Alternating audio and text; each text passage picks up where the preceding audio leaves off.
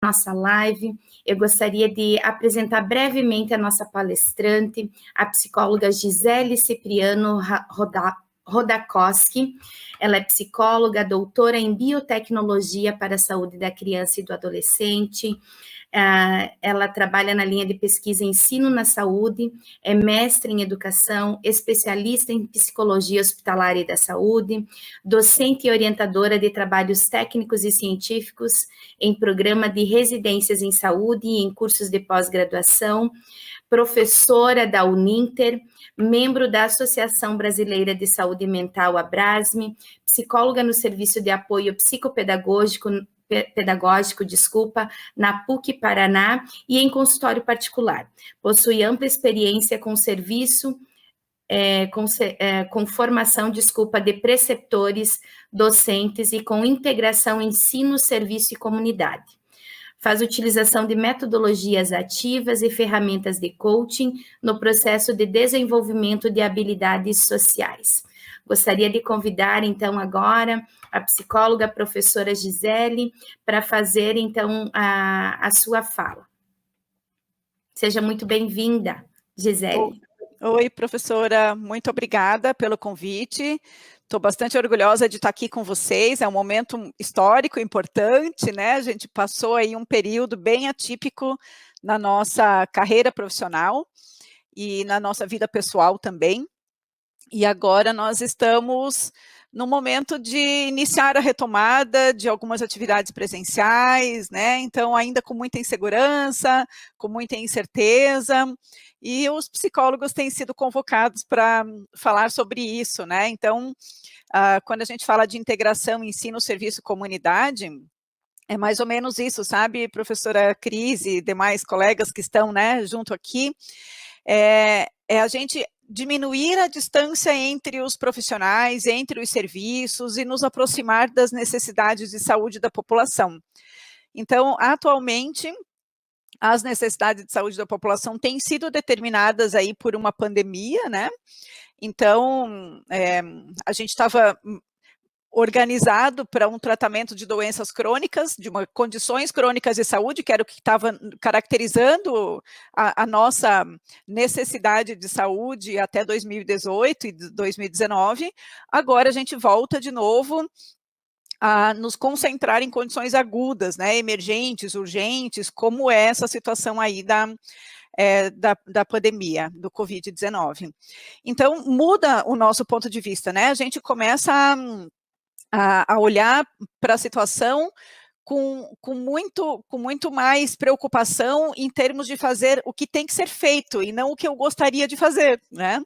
Então, a gente precisou mudar, né? Ninguém quis ficar em aula remota, ninguém quis mudar essa rotina de vida do jeito que a gente precisou mudar, mas nós somos subordinados aos movimentos, aí aos acontecimentos, então isso bastante nos frustra, né? Então a gente perde o comando das nossas agendas e isso desestabilizou emocionalmente mesmo, a gente precisou se acostumar com uma nova rotina, que a gente não tinha total autonomia.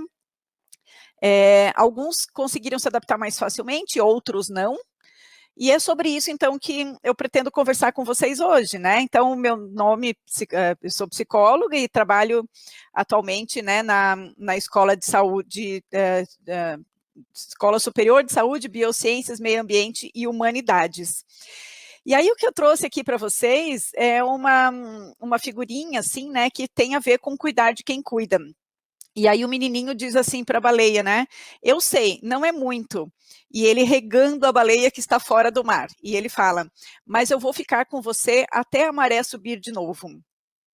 E essa ilustração, ela é de um livro, né? Então ela tem se você ama alguém que sofre, é o título, né, da obra onde essa ilustração está inserida. Então, veja, a nossa capacidade de ajudar parece igual um menininho, né? Muito insignificante diante da necessidade do que está acontecendo. O problema é muito maior do que nós nos sentimos capazes de intervir, né? Mas é muito acolhedor. Então, o acolhimento, ele não resolve o problema, mas ele diminui o sofrimento. Então, é por isso que estamos aqui hoje, né? Então, como é possível minimizar, se não resolver, se não atender, mas o que cada um de nós podemos fazer para minimizar esse sofrimento? Então, e o sofrimento eu estou falando o meu, o seu, dos alunos, dos gestores, dos pais, da comunidade, enfim, né? Então, todos nós estamos voltando mais machucados, né? Eu perdi 2 pessoas da minha família, talvez vocês tenham perdido também, e a gente perdeu não só pessoas, né? A gente perdeu pessoas conhecidas, vizinhos, né? Membros da mesma sociedade.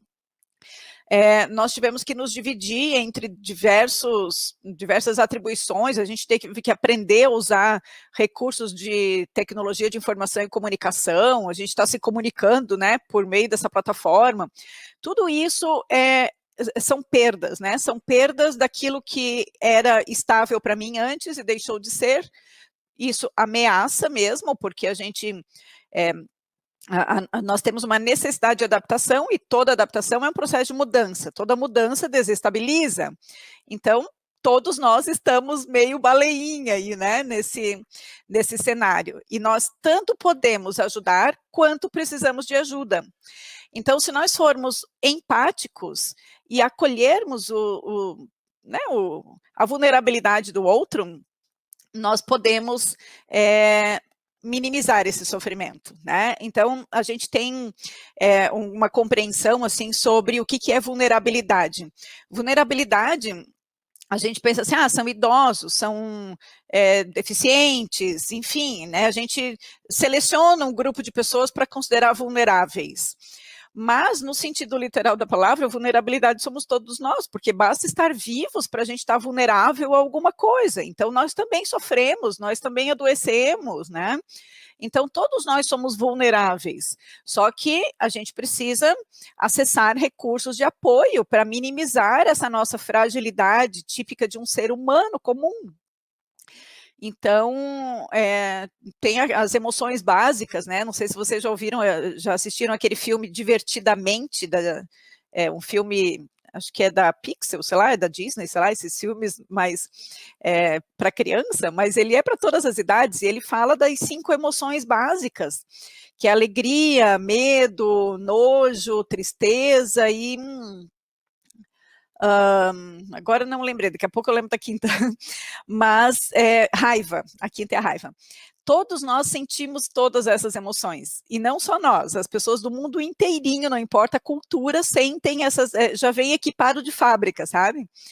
Então, e o medo vem sempre que eu não consigo ter autonomia sobre alguma coisa, então as coisas não dependem de mim. E, normalmente, a gente está em situações em que as coisas não dependem da gente, né? A gente faz até onde eu consigo para evitar aquele problema, mas, ainda assim, aquilo pode acontecer. E quando o medo vem, o que vem junto dele? Ansiedade, né? Então, medo desencadeia ansiedade e ponto final, queira você ou não. Ou seja, se todos temos medo, todos temos ansiedade. O que a gente precisa considerar, então, é o que a ansiedade faz com você, né? Então, todos nós sentiremos ansiedade, porque é uma reação natural, normal, psiquicamente saudável, né? Que te avisa, a gente até considera a ansiedade como um sinal, para que a gente tenha tempo de pensar em alguma coisa, assim, o que eu vou fazer, né? Então, eu vou correr, vou fugir, vou me planejar, vou fazer o quê para isso que eu tenho medo não aconteça, né? Então, é a preocupação, e isso é uma coisa que, se a gente não tiver, a gente se coloca em perigo o tempo todo, né? Então, é normal que a gente tenha medo, e é esperado que a gente tenha ansiedade. Mas algumas pessoas têm um medo de coisas que não são ameaças, né? Então, é um problema de percepção, a gente interpreta a realidade de um jeito que não é exatamente assim, né? A gente cria requintes de crueldade, né? Então fica vendo o problema onde não existe. Então essa é a situação que é um problema, né? É a intensidade, assim, do que te causa medo e da intensidade da ansiedade também. Então, ansiedade ausente não existe nos seres humanos, e ansiedade intensa, ela precisa ser regulada, ela precisa, quando a pessoa está com uma ansiedade intensa, a gente precisa ver como é que ela está percebendo a realidade, a situação, o contexto. Pode ser que esteja na percepção o problema, né? Então, é sobre isso que a gente vai conversar um pouquinho hoje. E aí a gente está voltando para as aulas presenciais, né? E quem somos nós? Quem são essas pessoas que virão até nós, né? E aí hoje a gente percebe que há uma crise na credibilidade. Os princípios, os valores sociais, eles eram antigamente transmitidos por profissionais que representavam, né, poder e legitimidade, tipo um professor fala, não discute com o professor, né? Se o juiz mandou, tá falado, né? Então, os professores tinham legitimidade sagrada, né? Pelo papel que eles representavam. Os padres eram inquestionáveis, médico, né? Com médico não se discute. Professor é ele que sabe. E a gente está voltando nessa condição, né? Você se sente empoderado para voltar? Ou você acha que que percebe, assim, que, de novo, a tal da percepção, né, que os alunos não te dão tanta credibilidade assim. Então, essa situação que eu estava falando antes, assim, que a percepção da realidade pode ser mais próxima da realidade ou pode ser mais fantasiada, né? Então, se a gente vai voltar para a aula achando que você não tem nenhuma credibilidade, que os alunos não estão nem aí para você, isso te fragiliza, te deixa mais vulnerável do que a gente já é normalmente, né? Então, quem é a escola hoje? E aí, pelo contrário, também é verdade, né? Então, se você acha que você está voltando e que agora você vai botar ordem no pedaço, e que agora sim vai voltar a funcionar, né? Então, pode ser que também a gente não consiga dar conta de tanta expectativa, assim. E então, por exemplo, né, eu vou receber os meus alunos agora, vou fazer isso, vou fazer aquilo, aí eles chegam e isso não depende só de você, porque depende de eles comprarem a tua proposta, e eles estão desatentos, enfim, aí você não consegue fazer. Então, essa a retomada, ela está sendo, por cada um de nós, antecipada na imaginação de alguma maneira. Se ela estiver de acordo com a realidade, ok, você não vai se surpreender, não vai se decepcionar tanto, você já vai estar preparado para o que vai acontecer, mas se ela estiver distante da realidade, pode ser que a gente identifique ali os sinais de ansiedade nos próximos dias. Então, vamos tentar agora caracterizar, né? O que é, então, mais próximo da realidade? Vamos falar a verdade, assim, né? Para a gente não romantizar tudo que está acontecendo. O que a gente observa nos alunos, gente? Eles são distraídos, eles são teimosos, né? Têm atitudes opositoras, eles também são ansiosos, o desempenho deles é abaixo do esperado, tem muita retenção, tem evasão, muitos saíram da escola, e a superação depende tanto do desenvolvimento psicológico deles, que são os recursos internos, quanto dos recursos de apoio disponíveis no contexto. E aí, quais são os recursos de apoio? A escola é a família, a sociedade, serviço de saúde, né, ele não pode estar com fome, ele tem que estar bem alimentado, ele tem que ter uma casa para morar, ele tem roupa adequada para vestir, tudo isso é recurso. Mas o que a gente escutou na televisão ao longo da pandemia? As crianças têm que voltar para a escola porque aumentou o número de violência doméstica. Ok, a gente sabe que quando as crianças estão na escola, elas denunciam mais, a gente observa mais alguns sinais, a gente, né, vai lá, faz uma avaliação assim periférica, e a gente identifica, então dá vazão àquilo. É inegável que as crianças que vão para a escola, elas estão mais protegidas, né? Elas têm alguém que olhe por elas. Mas desde quando isso é problema do professor? Então a criança tem que ir para a escola porque em casa não tem comida, porque lá ela apanha, porque lá ela não tem ajuda para fazer tarefa. Ok, mas então tudo isso passou a ser função do professor desde quando? Porque o professor é um dos recursos do contexto. Mas sabe, a família tem que, no mínimo, cuidar da criança, vestir, dar, né, a segurança, não agredir. Aí a família faz tudo isso, ou não faz tudo o que devia fazer, e aí a gente quer que a criança vá para a escola.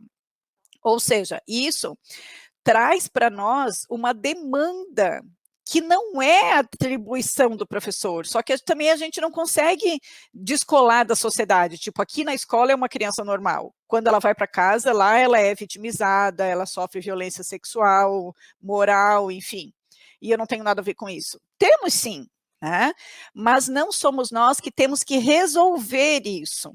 Nós estamos implicados com isso até o acolhimento, a sensibilização, o respeito, a atitude de encaminhar, de ativar uma rede de proteção, sabe? Então, eu percebo, a criança chega na escola de manhã cedo, está super frio, e ela está de chinelo de dedo, ou ela está sem casaco, e aí ela não levou nada para o lanche, ou ela, sabe, ela não está adequada à situação, ela está, como eu falei, todos somos vulneráveis, mas essa criança que foi deixada largada, ela é vulnerada, né, que é uma outra expressão que a gente usa para dizer assim, eu sei que ela precisa de ajuda, e mesmo assim eu não ajudo. Então ela é vulnerada. Todos somos vulneráveis, mas aquela criança que você viu, que chegou roxa, que chegou olhando para baixo, que está tremendo, que gagueja quando fala, que está muito insegura, você, não tem nada a ver com isso. Essa é uma criança vulnerada, ou um adolescente vulnerado, né? Então, é aquela pessoa que você vê que não está bem e você não faz nada. Isso é o que nós podemos assumir, né? Então, chamar a criança, esperar para ver quem que vai buscar, se aproximar, né? Ou seja, cuidar, observar o que está no entorno, falar com a direção, dizer, está acontecendo isso, tem como localizar uma assistente social da rede de saúde, do serviço de apoio do CAPS, né, da Rede de Proteção de Saúde Mental, ou da assistência social, avisa para alguém, sabe? Ativa uma rede de proteção. Mas, claro, que não é você que tem que dar o casaco, que tem que conversar com a criança, fazer psicoterapia com ela, isso não, né? Então, a gente tem que separar um pouco o que é acolher a demanda e as necessidades sociais e o que é atender. Acolher é uma coisa que a gente tem que fazer com todo mundo, faz parte da nossa condição de ser humano. Não precisa ser professor para acolher, você vai acolher as pessoas que convivem com você de uma forma geral. Atender é diferente. Então, você vai acolher e vai motivar essa pessoa a procurar um serviço que tem a atribuição de fazer aquilo, na assistência social, na psicologia, né? Então, essa percepção de quem são os estudantes, que eles vão para a aula com celular mesmo, que eles ficam só usando a rede social, isso é importante para a gente não romantizar as crianças e os adolescentes, porque às vezes eles estão nos desafiando e eles desencadeiam na gente reações de raiva mesmo, né, de tristeza, porque eu não consigo dar conta disso, de frustração, de incapacidade, e isso é uma percepção real. Se você percebe que eles eles têm direitos e você que não tem respostas, isso é uma percepção irreal, né? Porque eles têm direitos e deveres, a família também tem direitos e deveres. Quando a gente chega muito herói, tipo, agora eu vou cuidar dessas crianças que estão desamparadas, essa coisa de heroísmo leva também à ansiedade, porque não é verdade que a gente é herói, é uma percepção distorcida, porque nós também somos vulneráveis. E aí, o que a gente percebe, né? Que pode ser que vocês, né, tenham... Eu estou exagerando aqui nas imagens, mas é só para a gente poder, né, caracterizar com mais facilidade. Hoje, aquele professor que era uma autoridade, que, né, o professor entrava, a sala ficava em silêncio, hoje o professor entra, tá nem aí, a bagunça continua, né? E aí o professor precisa, gente, vamos agora, eu preciso falar, gente, fica em silêncio que eu quero falar uma coisa, gente, escuta aí o que eu estou falando, a gente implora a atenção. E esses, né, esses estudantes, eles fazem com que a gente tenha que ficar o tempo todo motivando, e aí a gente escuta assim, professor agora, então, para ser bom tem que contar piada. Eu não gosto de contar piada, mas é só assim que eles prestam atenção. Então, a gente tem que ficar tirando coelho da cartola, assim, para chamar a atenção dos alunos, e isso faz com que a gente se sinta desacreditado, desautorizado, né? E a liderança acaba sendo mais difícil de você exercer, porque a gente perdeu aquela liderança espontânea, assim, que tinha, né? Então, o professor entrou, todo mundo respeita. Hoje, o professor é humano, né? Então, essa relação de horizontalidade, né, que Paulo Freire tanto fala, a gente tem que estar com os estudantes numa relação mais próxima, mas não pode se perder como se fosse todo mundo par, né? Porque a gente tem que ter uma relação entre iguais, mas manter uma liderança de coordenação, né? Então, e essa habilidade é uma habilidade social. Quando é que eu me aproximo deles e quando é que eu sou o líder deles, né? E como que eles vão perceber isso? É o que a gente chama de habilidades sociais, e pode ser desenvolvida, né? Mas a gente precisa caracterizar em primeiro lugar, né? Um exemplo, né? Professor, fala, o que vai ter de importante hoje? O professor responde, aula. Ele fala, normal? Não, hoje vai aparecer o Batman montado no dinossauro, correndo atrás, sabe? Então você tem que, é só aula, né? Então é como se fosse pouco, eles querem algo mais, mas algo mais de interessante, assim, como se aquilo ali não fosse interessante, mas é interessante, a gente quer que eles se interessem por algo que às vezes eles não dão um valor, né? Não tem sentido para eles. E aí, quando chega o dia de avaliar os professores, para eles é uma diversão, assim, tá? Agora, aquele professor que não conta piada vai ver só aqui. Então, como que pode ser que a gente tenha que, assim, tudo bem, todo mundo romantiza, enfim, mas também é verdade que os estudantes, até a adolescência, principalmente, eles têm foco em prazeres, que é satisfação imediata, eles têm pouco compromisso, eles preferem o grupo deles. E por que eles preferem ficar com o grupo? Porque o grupo é mais confortável, o grupo não cobra nada, né? Então é mais fácil. Eles são refratários a críticas, eles têm orgulho em se impor, eles querem afirmar os seus direitos, e há um conflito de prioridades, né? Então, a gente quer que eles estudem para uma prova, que eles leiam um livro, que eles façam uma redação, e eles querem ficar de boa, sabe? Ai, para que tanta coisa? Então, eles ficam em casa, assim, né? Os adolescentes, principalmente, eles assistem a aula no celular e no computador, que tem uma tela maior, eles põem um jogo lá, ficam fazendo ao mesmo tempo, né? Então, a gente fala, olha, o cérebro não consegue focar em duas coisas ao mesmo tempo, você tem que prestar atenção aqui, senão você vai perder um pouco a tua capacidade de memorizar. Não é prioridade para eles memorizar aquilo ali, né? A prioridade é jogar. Então, para a gente não ficar assim, só, eu sou herói que vou voltar a dominar esse cenário, tem que lembrar que a gente tem que se preparar para encontrar alunos assim, né? Claro que não são todos, né, gente? Mas muitos vão chegar querendo, por que não continua a aula remota? Não precisava levantar da cama, foco em prazer, né? Aí a sensação, muitas vezes, é que a gente está em lados opostos. Você vê de um jeito e ele vê de outro. E a situação é a mesma. De novo, a percepção da realidade, quando distorcida, ela provoca conflitos de prioridade, de o que você espera do outro e o que o outro te responde, né? Como ele reage. E aí, veja, quando eu falo de percepção da realidade, quem está vendo um Q está errado? Quem está vendo um B está errado? Não, não está errado. Então, tem mais de um ponto de vista válido nessa percepção. Nós, como professores, nós percebemos o ensino, né, a relação dos adolescentes com o ensino, como algo indispensável para a vida dele. Ele não tem, às vezes, essa noção, né? Ele vai porque a mãe manda, porque o pai briga se não for, porque senão vai acontecer alguma coisa de ruim que ele não quer, mas para ele não é...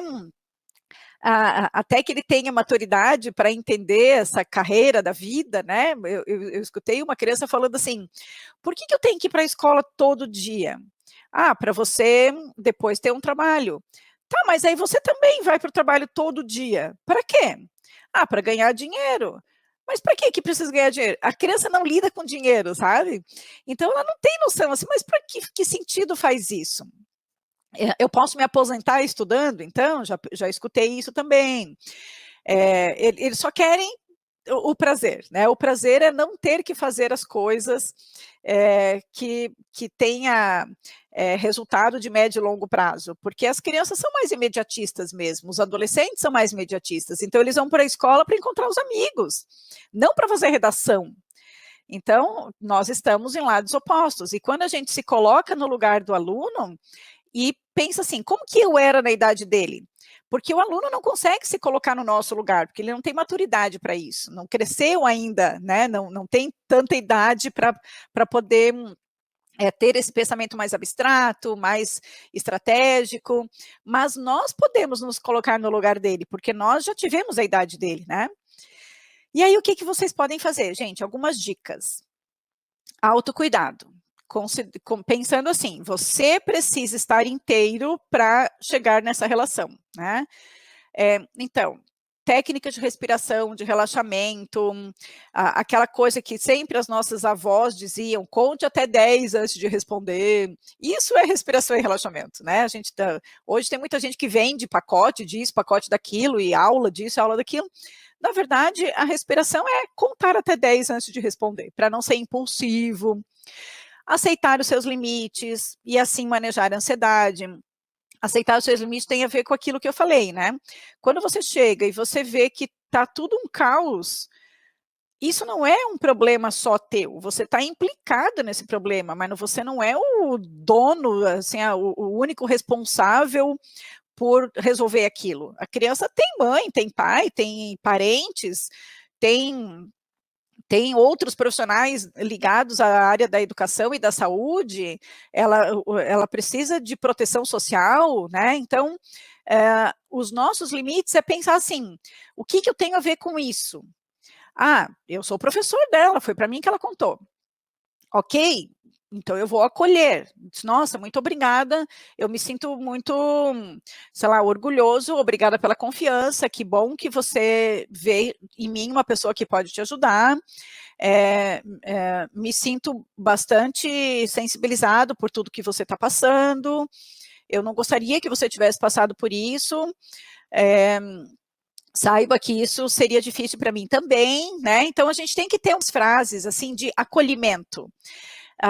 Alguém conta uma situação, né, circulou na rede social uma imagenzinha de um menininho indo para a escola com uma mochila, não sei se vocês viram, colocando um ramalhete de flor em cima, assim, daquele montinho de terra, com uma cruzinha, sugerindo que é o túmulo da mãe. E ele coloca esse ramalhete de flor e diz assim, não se preocupe, eu estou levando o casaco. Ou seja, muitas crianças estão voltando para casa sem os pais, né, que perderam, né? E aí ela diz, professora, minha mãe morreu.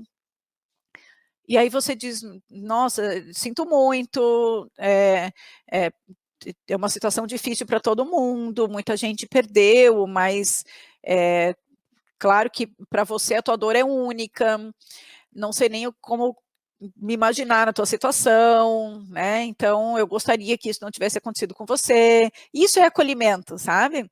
Então, conta comigo, não posso substituir a tua mãe, mas no que eu puder te ajudar, me conta, me diz, me peça ajuda, me fale, e a gente ajuda, a gente junto vai encontrar um jeito de solucionar as tuas dificuldades, ou, sabe? Então, você vai dizer assim, conta para mim e eu te ajudo a resolver.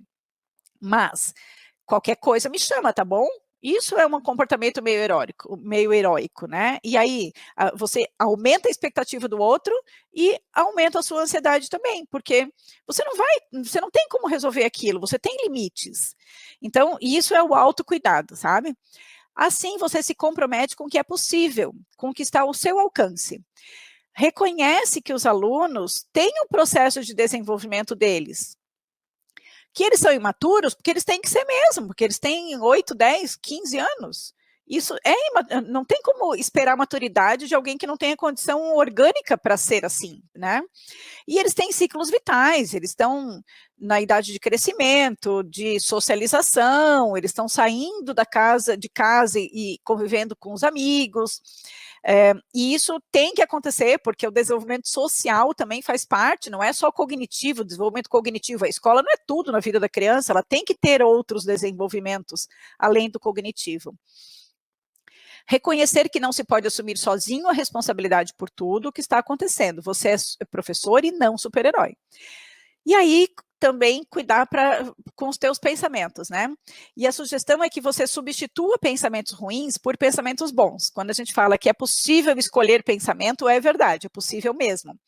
Claro que o pensamento, até a música, né, que a gente escutou no começo, ei dor, eu não te escuto mais.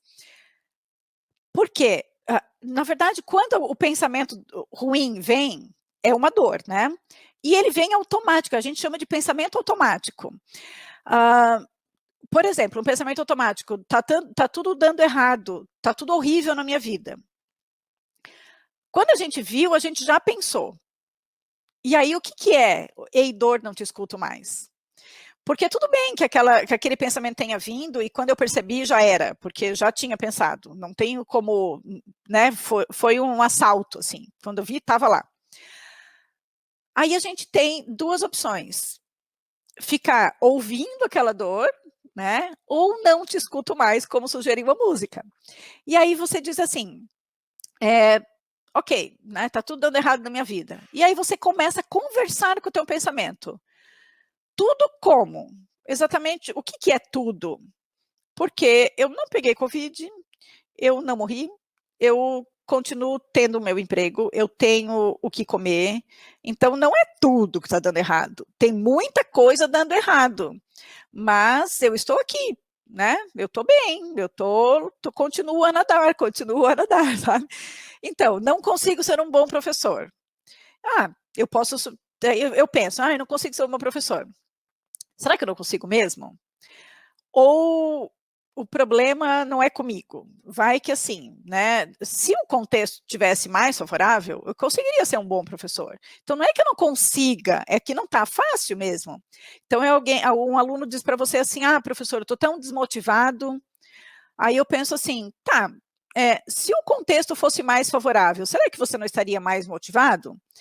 Então, será que o pensamento não poderia ser substituído no lugar de eu estou tão desmotivado para a situação está tão desmotivante, ou esse ano está tão desmotivante, né? Então, dividir com o contexto, sabe? Não é só a gente que tem que ficar assumindo ser o problema.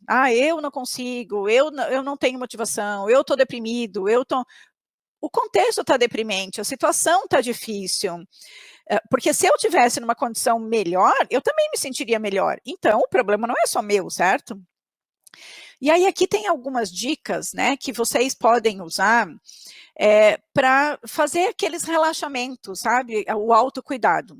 Então, não sei se vocês já conhecem os áudios 8D. Se você colocar no YouTube áudio 8D, tem vários, né? Eu só botei uma sugestão aqui, não precisa nem copiar esse link, porque é só colocar música 8D. Daí vocês colocam fone de ouvido E o áudio today é aquele que se movimenta na cabeça da gente, sabe? Então, quando você está pensando em uma coisa muito, muito, muito, assim, que está te atormentando, e você não consegue se livrar daquele pensamento, de ficar remoendo coisas, coloque fone, mesmo que seja na hora que você vai no banheiro, assim, na escola, sabe? Então, põe o fone de ouvido, 3, 4 minutos, que é o tempo da música, você deu uma desopilada, assim, que aquela música fica se mexendo na cabeça da gente, você fecha o olho, ela vai se movimentando, não tem como você pensar em outra coisa que não seja no movimento da música, porque parece que ela está andando dentro do teu cérebro, é muito interessante, assim, né, a experiência é agradável.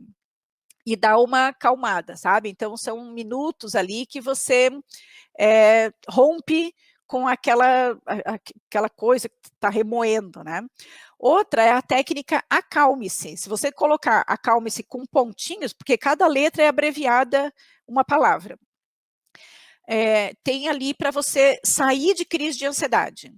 Então, sabe quando dá aquela crise de ansiedade, começa a disparar o coração, a mão fica gelada, a perna treme, você tem um calor ou um frio, e aí você acha que está tendo um ataque cardíaco, isso é ansiedade. E aí ela passa também em poucos minutos, assim, você volta ao normal, mas até então dá vontade de vomitar, você fica tonto.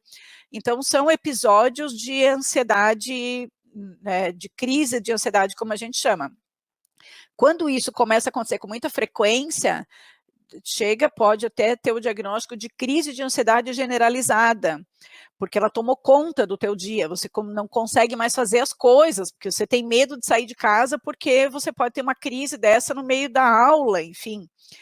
Então, é uma técnica para você.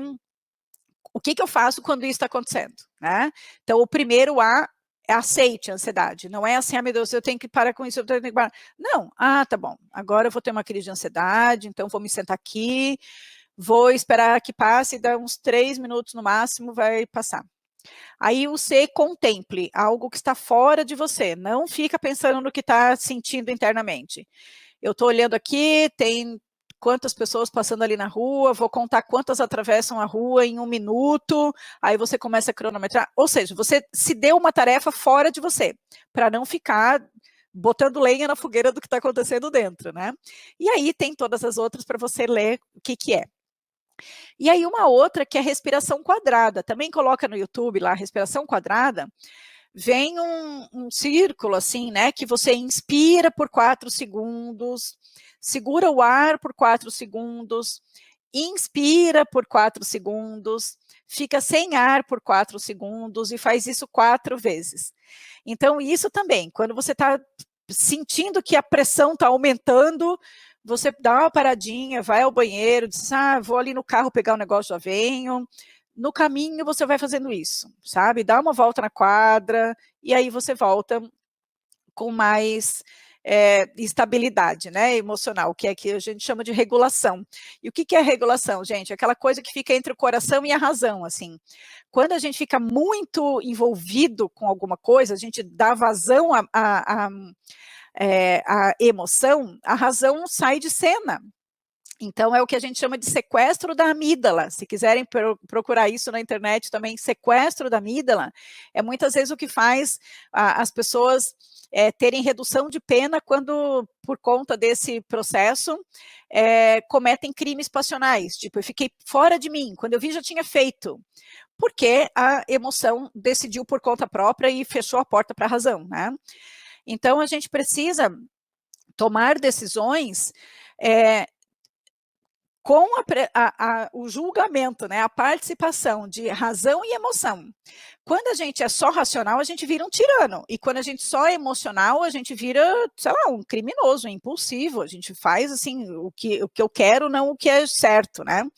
Então, a gente tem que regular, deixar fazer parte do nosso comportamento tanto o julgamento racional quanto emocional. Então, o certo não é a gente dizer, não haja por emoção. Emoção a gente vai agir sempre, a gente só não pode agir por impulso. O impulso que é isso, de agir sem pensar, né? Então, espero que vocês hajam com emoção e sem impulso, né? Então, professora Cris, se puder, né, terminar interromper o compartilhamento aí, eu já terminei, então era isso que eu tinha para trazer para vocês. E aí, eu espero que vocês tenham um bom retorno, e se precisarem, contem comigo, aí minha rede social, se quiserem entrar em contato, é Gisele Cipriano Rodakoski, né, vocês me acham lá no Instagram, no Facebook também, a conta é aberta, enfim, se quiserem, podem procurar, tá bom? Grande beijo e bom recomeço aí com os alunos de vocês. Tchau, gente.